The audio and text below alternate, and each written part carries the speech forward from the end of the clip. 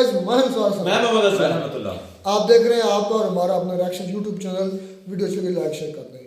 तो अपने हमारे प्यारे भाई क्या नाम है इनका, फन तंत्र क्या नाम, रौनक।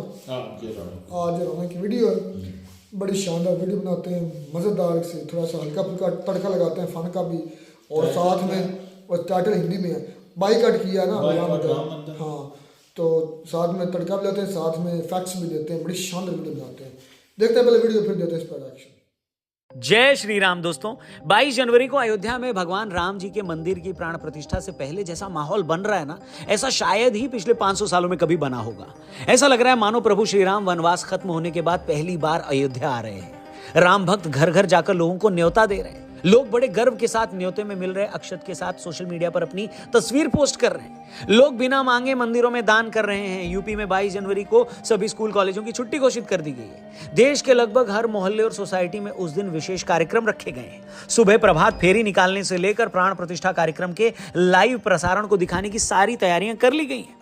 अपने आसपास में ऐसे एक इंसान को नहीं जानता जो इस दिन को लेकर उत्सुक ना हो, या ये कहूं कि इमोशनल ना हो, भावुक ना हो। मगर क्या आप सोच सकते हैं, जब देश भर में 100 करोड़ से ज्यादा हिंदू इस दिन को लेकर इतने उत्सुक हैं, भावुक हैं, वहीं देश की सबसे बड़ी पार्टी के नेताओं ने मंदिर की तरफ से मिले न्योते को ही ठुकरा दिया है। सोनिया गांधी और मल्लिकार्जुन खड़गे अयोध्या नहीं जाएंगे। कांग्रेस पार्टी ने राम मंदिर का न्योता ठुकरा दिया है। मतलब आम आदमी जो बेचारा मोहल्ले के पुजारी से लेकर मोहल्ले के वॉलेंटियर से न्योते के अक्षत को लेकर भी इतना गदगद है कि मानो स्वयं अयोध्या से उसे न्योता आ गया हो, और यहाँ हमारे कुछ नेता मंदिर ट्रस्ट की तरफ से मिले आमंत्रण को ही उल्टी डाक से वापस भेज रहे हैं। ये लॉजिक दे रहे हैं कि आस्था तो लोगों का निजी विषय है, अभी तो मंदिर बना भी नहीं है। बीजेपी और आरएसएस इस कार्यक्रम के जरिए पॉलिटिक्स कर रहे हैं। भाई लोगों, एक बात ना समझ से परे है कि बीजेपी के पॉलिटिक्स करने का प्राण प्रतिष्ठा कार्यक्रम में न आने से क्या लेना देना। बीजेपी तो राजनीतिक पार्टी है, उसके राज में राम मंदिर बन रहा है, सालों तक राम मंदिर उसका मुख्य एजेंडा भी रहा है।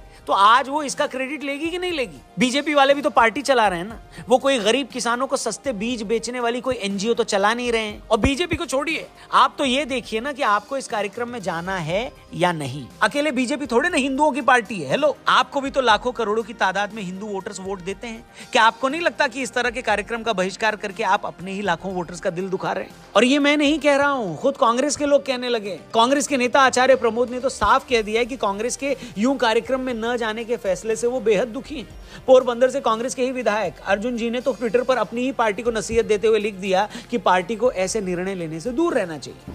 आज मेरा दिल टूट गया है, और इस फैसले से करोड़ों कांग्रेस के कार्यकर्ताओं का दिल टूटा है।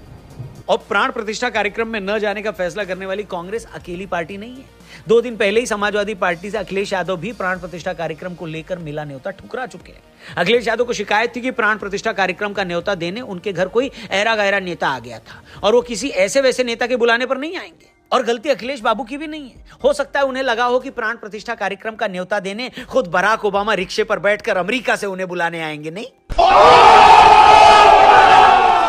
वैसे एक बात कहूं, जैसा इतिहास समाजवादियों का राम मंदिर आंदोलन से रहा है, उन्हें अगर न्योता मिल भी रहा है तो क्या ये कम है क्या? हेलो, अखिलेश यादव अब तक कह रहे थे कि उन्हें प्राण प्रतिष्ठा समारोह में शामिल होने का निमंत्रण नहीं मिला, लेकिन जब वीएचपी ने अखिलेश यादव को आमंत्रित किया तो उन्होंने इस निमंत्रण को अस्वीकार कर दिया। दोस्तों, मैं कहता हूं कि एक पल के लिए ये बात आप साइड में रख दीजिए कि कौन पॉलिटिक्स कर रहा है और कौन नहीं कर रहा, लेकिन एक भारतवासी होने के नाते क्या आपको इस बात की खुशी है या नहीं कि 500 साल बाद भगवान श्री राम की जन्मभूमि में फिर से उनका भव्य मंदिर प्रतिष्ठित होने जा रहा है? बताइए, क्या उस बात की खुशी किसी और चीज से कम है क्या? इसे आप ऐसे समझिए कि कोई इंसान बचपन में अगर अपने माँ बाप से बिछड़ जाए, जैसे बहुत सारे मामलों में हुआ भी है, और जब वो व्यक्ति बड़ा हो तो उसके मन में ये भाव आए कि नहीं नहीं, मैं अपने माँ बाप को ढूंढता हूं, और जैसे तैसे उसके माँ बाप मिल भी जाते हैं इतने सालों बाद। जिस दिन वो अपने माता पिता से इतने वर्षों बाद मिलने जाता है, उसी दिन एक स्थानीय नेता, एक लोकल नेता उससे कहता है कि जब तुम अपने माँ बाप से मिलने जाओगे तो मैं भी वहां रहूंगा। और जैसे ही नेता ये बात कहे, वो आदमी चिढ़ जाए और कहने लगे कि नहीं नहीं नहीं नहीं, तुम तो इस मौके का राजनीतिक फायदा उठा रहे हो, तुम ही वहां जाओ, मैं अपने माँ बाप से नहीं मिलता, जाओ। अरे हंसिए मत, आप ही बताइए, ऐसी सूरत में किसी के राजनीतिक फायदे के डर से क्या आप अपने माँ बाप से नहीं मिलेंगे? क्या आपके लिए किसी का राजनीतिक फायदा उठा लेना अपने माँ बाप से मिलने से ज्यादा बड़ा है क्या? शायद आपका जवाब भी वही है जो मैं सोच रहा हूं। किसी भी इंसान के लिए दुनिया में कोई भी चीज अपने माँ बाप से बड़ी कैसे हो सकती है? बस इतनी सी बात है जो हमारी कुछ सियासी पार्टियों को, पॉलिटिकल पार्टियों को समझ में नहीं आ रही है। यही कांग्रेस जो कुछ दिन पहले तक चिल्ला कर कह रही थी कि बीजेपी वाले कौन होते हैं हमें न्योता देने वाले, भगवान राम क्या बीजेपी के हैं, वो तो हम सब के हैं। तो भैया जो राम कल तक आपके भी थे, आज वो बीजेपी की वजह से पराये कैसे हो गए? इसमें हमें जाने में क्या आपत्ति है? और सोनिया जी तो बहुत पॉजिटिव इस मामले में, निमंत्रण मिला है, या तो वो जाएंगी या डेलीगेशन हमारा जाएगा। ऐसे हम धार्मिक आयोजनों का राजनीतिक करने का हम उसका विरोध करते हैं, इसलिए हम उसमें शामिल नहीं हो रहे हैं। यह देखकर सच में बड़ा दुख होता है कि जब धर्म से आपको फायदा होता दिखता है ना, तो आपके नेता क्या करते हैं? चुनाव से पहले दिन रात मंदिर के दसियों चक्कर लगाने लगते हैं, दुनिया को घूम घूम कर अपना गोत्र बता रहे होते हैं, फेसबुक पर खुद को सबसे बड़ा शिव भक्त घोषित कर रहे होते हैं। और जब यही धर्म आपको पॉलिटिकल सियासी फायदा न पहुंचाए तो आप क्या करते हैं? सबसे बड़े मंदिर के न्योते को भी इग्नोर कर देते हैं। बोलो टेल।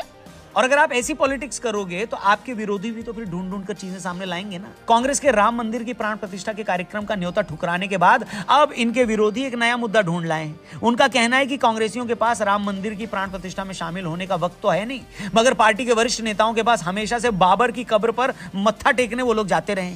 विपक्षी इस बात को साबित करने में लग जाते हैं कि कांग्रेस के लोग हमेशा बाबर के समर्थक और मंदिरों के खिलाफ रहे हैं। अब दुनिया ये याद दिलाने लग गई है कि कैसे सोमनाथ मंदिर में जाकर शिवलिंग स्थापित करने को लेकर नेहरू जी उस वक्त के राष्ट्रपति डॉक्टर राजेंद्र प्रसाद जी से भिड़ गए थे। कांग्रेस के ही नेता मणिशंकर अय्यर इस बारे में अपनी किताब में लिखते हैं कि 11 मई 1951 उस टाइम के राष्ट्रपति डॉक्टर राजेंद्र प्रसाद को सोमनाथ मंदिर में शिवलिंग स्थापित करने और मंदिर का उद्घाटन करने के लिए वहां जाना था, मगर डॉक्टर राजेंद्र प्रसाद को सोमनाथ मंदिर जाने से रोकने के लिए नेहरू जी ने कैबिनेट की औपचारिक बैठक बुला ली और फैसला लिया कि राष्ट्रपति को वहां जाने से रोका जाए। उन्हें यह तक बताया गया कि संविधान राष्ट्रपति को इस बात के लिए मजबूर करता है कि वो कैबिनेट की सलाह की कदर करें। अय्यर लिखते हैं कि इसके बावजूद राजेंद्र प्रसाद अपनी बात पर अड़े रहे और जब सरकार को लगा कि राष्ट्रपति अपना कार्यक्रम नहीं बदलेंगे तो उन्हें सरकार की तरफ से यह संदेश भेजा गया कि यदि वो इस समारोह में भाग लेना चाहते हैं तो एक राष्ट्रपति के रूप में उन्हें भाग लेने की इजाजत नहीं होगी, लेकिन हां, निजी तौर पर वो वहां जाने के लिए स्वतंत्र हैं। इसी तरह कुछ दिन पहले हमने ये डिस्कस किया कि कैसे 50 के दशक में विवादित ढांचे में जब भगवान श्री राम की मूर्ति अवतरित हुई तो ये नेहरू जी ही थे जो उस मूर्ति को वहां से हटवाना चाहते थे। वहीं इनके विरोधी ये कहते हैं कि यही नेहरू जी काबुल में बाबर की मजार पर मत्था टेक कर आए थे और नेहरू जी अकेले नहीं थे।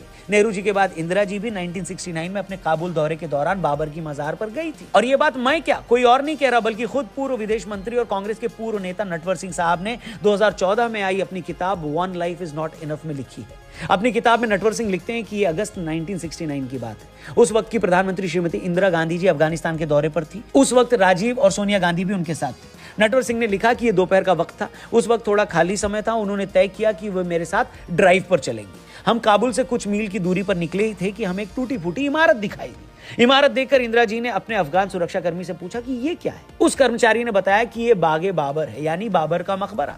ये सुनने के बाद इंदिरा जी ने तय किया कि वो वहां जाएंगी। नटवर सिंह ने कहा कि अचानक कार्यक्रम बनने से सुरक्षाकर्मी भी थोड़ा मुश्किल में पड़ गए क्योंकि प्रोटोकॉल के मुताबिक वहां उतनी सुरक्षा नहीं थी, लेकिन कुछ ही देर में हम मकबरे की तरफ बढ़ गए।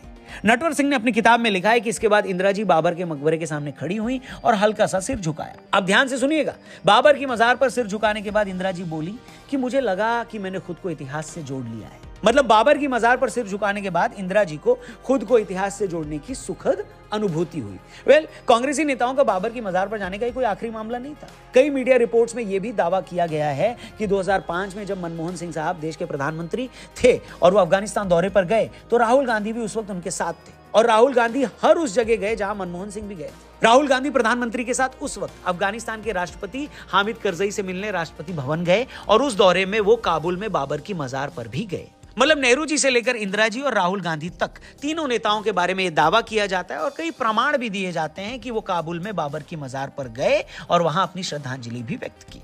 तो इस पर कांग्रेस के विरोधी क्या कहते हैं कि वो बाबर जिसने अयोध्या में स्थित राम मंदिर गिरवाया, वो राम मंदिर जिसका 80 के दशक में ताला खुलवाने के अलावा किसी कांग्रेस के नेता ने उसे बनवाने की कोशिश नहीं की, आज वही कांग्रेस जब राम मंदिर बन रहा है तो उसके प्राण प्रतिष्ठा कार्यक्रम में नहीं जा रही। क्यों?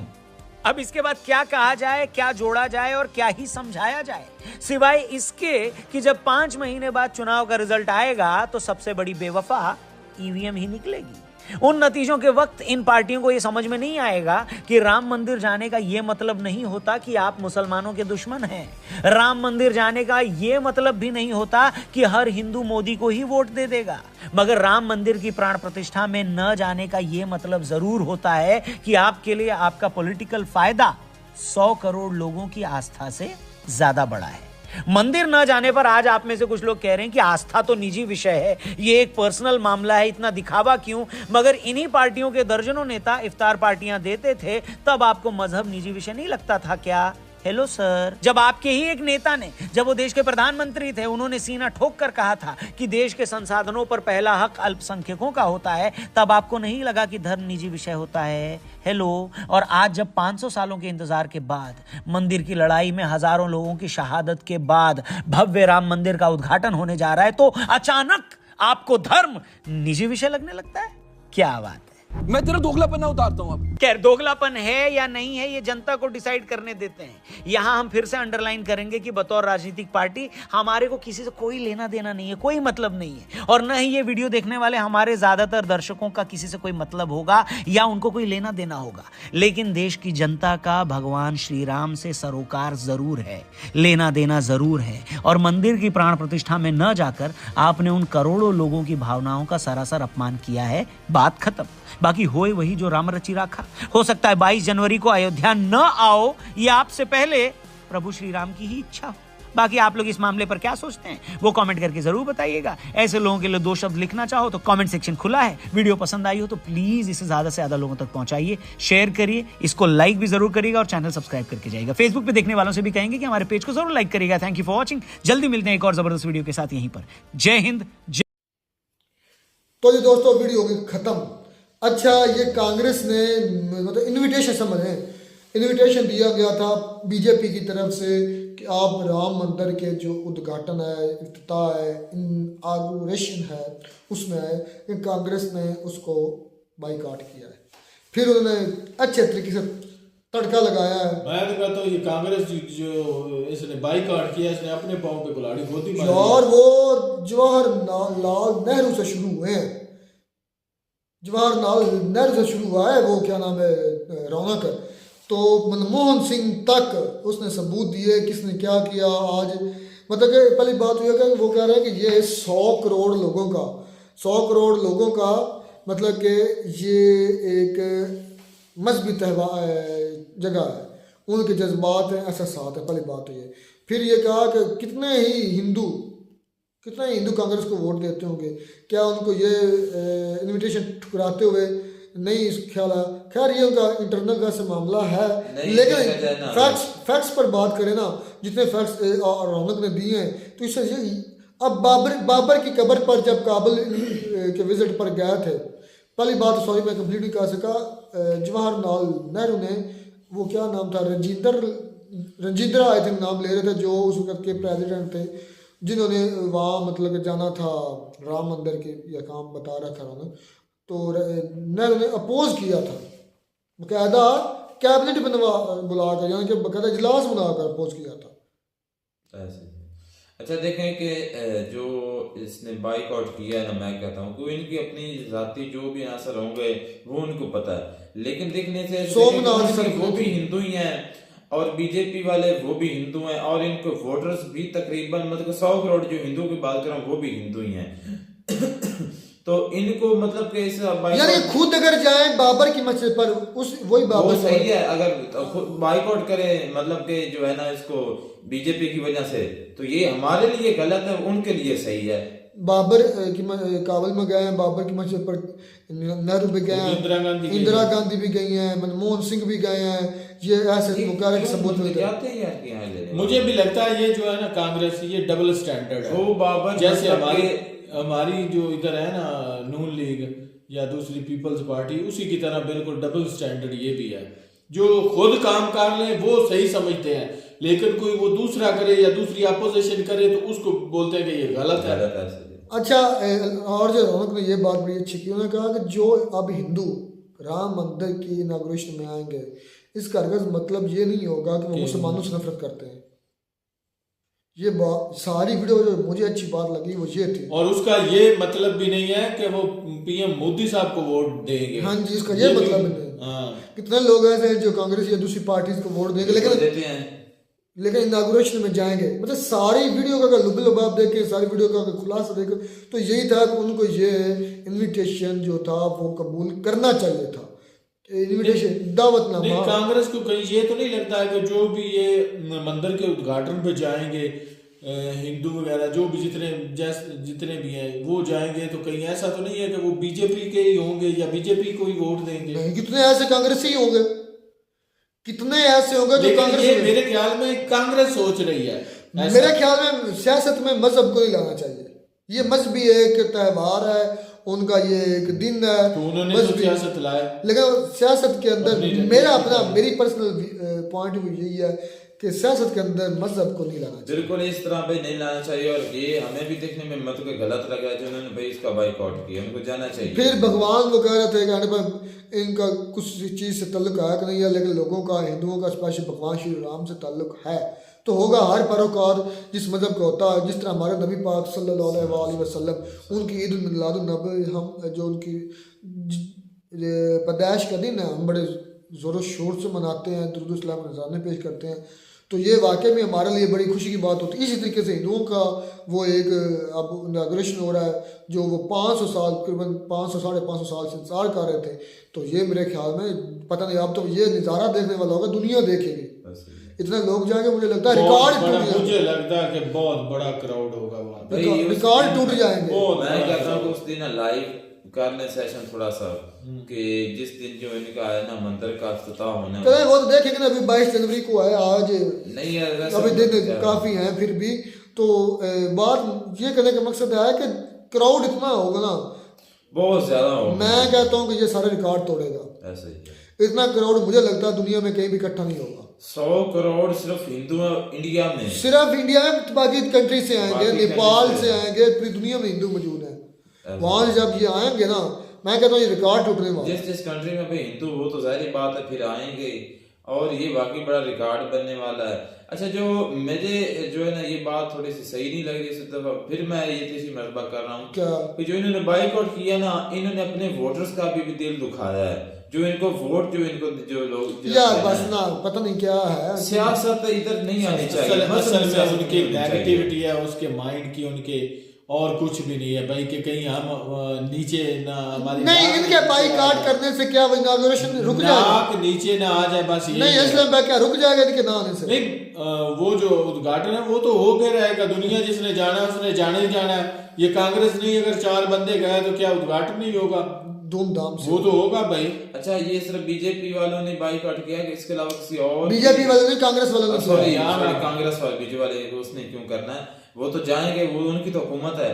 मुझे बोलने में मिस्टेक लगी, मैं ये कहने वाला था कि इसने दूसरी क्या नाम है यार, कांग्रेस ने, क्योंकि इंडिया में और भी बहुत सी पार्टी है, किसी और ने तो नहीं ना बाइकआउट किया।